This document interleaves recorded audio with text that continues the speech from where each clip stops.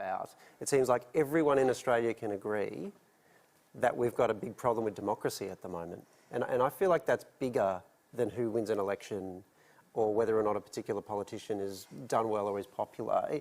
Does the political class have a serious problem here as custodians of politics to do something about this impending crisis? This is in fact a global issue. Western democracies around the world are under a lot of pressure.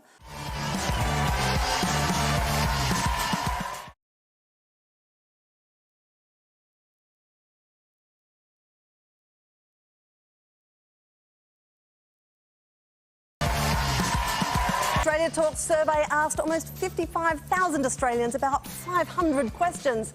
As a result, we have an extraordinary snapshot of what the country thinks. We'll be revealing the top 3 issues that unite Australians. Let's turn now to the things that bring us together. And we asked, as you know, around 500 questions in this survey. We're counting down the top 3. And at number 3 is... Big businesses care more about profit than they do about what's best for Australia. A whopping 90% of us agree. Even a majority of Liberal voters just don't trust big business to act in the interests of the country. And really, who can blame us when we've just come off a scathing Banking Royal Commission report which said... Too often, financial services entities put the pursuit of profit above all else, and in particular above the interests of their customers and above compliance with the law. It's not just customers we think are getting shafted. With story after story of wage theft and underpayment of staff, nearly 2/3 of us think companies will always try to exploit their employees if they can get away with it. But all this misconduct is in the name of profit, which benefits everyone, right? Well, actually, we're not so convinced about that either. And so maybe it's no surprise that about 2/3 of us disagree with the statement that when businesses in Australia make a lot of money, everyone benefits, even the poor. The question is, do profiteering companies have any reason to care what we think? OK, well, that's a pretty good question. Let's ask Rebecca Huntley. Rebecca, what do you reckon? Do companies even give a stuff what we think? Seems Australians quite like a bit of a corporate boycott. Over 2/3 of us have boycotted a brand because we were offended by something they said or did. And when it comes to trust, only 1 in 5 of us say we trust corporate executives. I'd look at changing the culture. 2019 saw a massive jump in people saying CEOs needed to take the lead on issues such as discrimination, equal pay and the environment. Corporate social responsibility as a thing is getting much more common. You know, businesses are thinking about that stuff a lot more and, you know, thinking about how they can both, you know, make money as a business and also help social issues. OK, so clearly we don't trust business. That seems agreed upon. Let's now find out the second issue on which Australians are most united. And I can tell you, in the words of the great Billy Joel, once again, it's a matter of trust. We're going to bring them here to Australia. Whether he knew it or not, that unknown heckler spoke for most Australians that day. Because if you thought big business was on the nose, out of the almost 500 questions Australia Talks asked Australians, the issue we're second most united on is that we think politicians will lie if the truth would hurt them politically. Overall, 90% of Australians agree. Politicians are lying liars who lie. Things are so bad that even Greens and One Nation voters agree with each other. More than 90% of both groups think politicians will lie if it helps them. And to those who have had it taken away, take it away. The Australian Prime Minister has been hit by yet another sandwich. And it's about trust. 65% of Australians believe politicians can't be trusted to act in the interests of the people they represent. Trust in government and private institutions has been damaged or destroyed. The trust voters have in politicians has hit a 50-year low. Almost all of us are absolutely fed up. We get a handshake or something between? Nope. 72% of us say ordinary Australians don't have much say in what the government does. And 84% say politicians are out of touch with the people they're supposed to represent. But how are politicians supposed to be in touch when we won't touch them? I mean, it's got to the point they won't even shake each other's hands. And this is why people hate politicians. This is where we get to the whole issue of populism. We have 3-year federal elections. We have three-year terms. And you've got to have popular policies to get elected. The trouble with populism that we're seeing around the world is that leaders are coming up with simplistic answers to increasingly complex problems, but still it sounds good to demonise open markets, to demonise overseas external forces, because they think that that will appeal to people's concerns. The only problem is it just leads to disillusionment and frustration. I want to pick up on the disillusionment point, because that's what I think this question is really about. It seems like everyone in Australia can agree that we've got a big problem with democracy at the moment. And I feel like that's bigger than who wins an election or whether or not a particular politician is done well or is popular.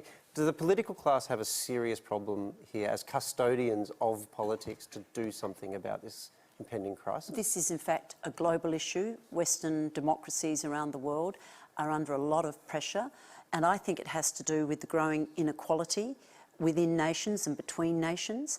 And people feel frustrated and disillusioned because they're not sharing in the obvious wealth. I think it's something like 1% of richest people own 45% of global assets. But that's a function of policy, right? Well, it's a function of a whole raft of very complex issues, critical of President Trump. In this country, Julie, the rate of trust in our political system to deliver the results we need it to has halved since 2007, has halved. And that just added to the frustration that we weren't listening to the concerns of the Australian people. And I think they believed, the Australian people believed, that personal ambition was driving this change of leader rather than the interests of the country. And of course, it was more complicated than that, but personal ambition is a pretty powerful motivating factor. But the moment has arrived. What is the issue that most unites us? The Australia Talks national survey was massive. Almost 55,000 Aussies sharing their views on almost 500 questions. But there was one issue that we agree on more than any other. The vast majority of us want to see Australians treat each other with more respect. Do you think Australians should respect each other more? I do. Yes, I do. Oh, definitely. Yeah, definitely. Overall, 93% of us agree that Australians should show more respect for one another. 2/3 of us strongly agree. The rest of us are neutral, except for 1% who somewhat disagree. It doesn't matter if you're a man or a woman, how educated you are, how much money you earn, whether you're from the inner city or way out in the bush, religious or not, born here or somewhere else. The fact is, in all of those groups, at least 90% of us agree we need to show each other more respect. I think that we have a long way to go in the way that we treat everybody. Australia has the potential and the opportunity to be world-class leaders ourselves. As long as we start to respect our true history, I think we can then start bridging some gaps and be respectful towards each other. Emotionally, it makes people happier if they're treated with respect. We can exchange ideas more clearly. But if 93% of us think Australians should show more respect, why aren't we all just being more respectful? Turns out we're a lot more divided on who is being disrespected. For some, there's a desire for certain groups, be it older Australians, women, those in the bush or minorities, to be treated more fairly. That would align, for example, with the fact that 77% of us believe there is still a lot of racism in Australia. For others, there's a desire to be able to talk about issues without being criticised for having a different opinion, to feel heard and not unfairly labelled when people disagree. And that might explain why 68% of Australians think political correctness has gone too far, and 67% of us believe accusations of discrimination are often used to silence legitimate debate. Do you think political correctness has gone too far? Definitely. Absolutely, yeah. I think the world's become crazy. Well, you don't ever want to hurt anyone's feelings regarding their religion, gender or nationality. If it's something that upsets that person, you shouldn't have said it in that situation. But if we agree as a country that we should show more respect to each other, that's something that we can all start doing in our own lives right now. And a lot of Australians already have ideas about what that might look like. That means looking after each other, whether you're old or young, and taking care of each other. Everyone should respect everyone anyway, regardless of age, culture, who they are, what they look like. The way we treat the most vulnerable people in our communities, the elderly and our youth, treat them with a bit more kindness. Everyone needs to be kind to each other. That's the basic principle of life. I think everyone's entitled to an opinion.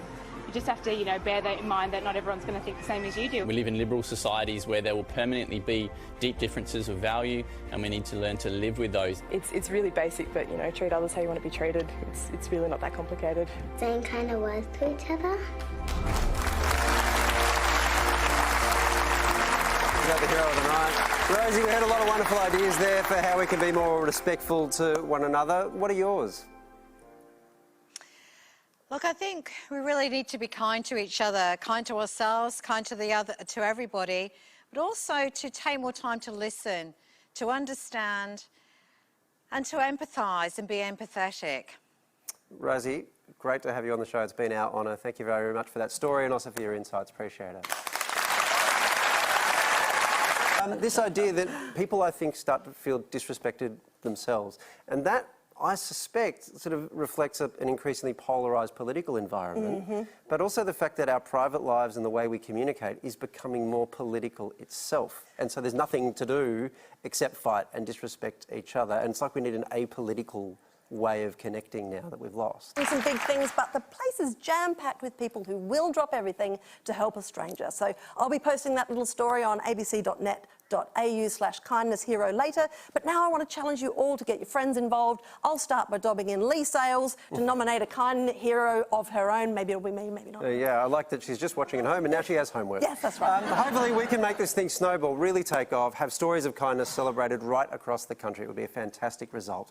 And that brings us to the end of our show. I want to thank all our contributors, of course, for being here, but I want to thank you who are watching us for sharing your views and making this whole thing possible. And remember, once more, if you haven't done it yet, you can jump online and see how you fit in at abc.net.au/Australia Talks.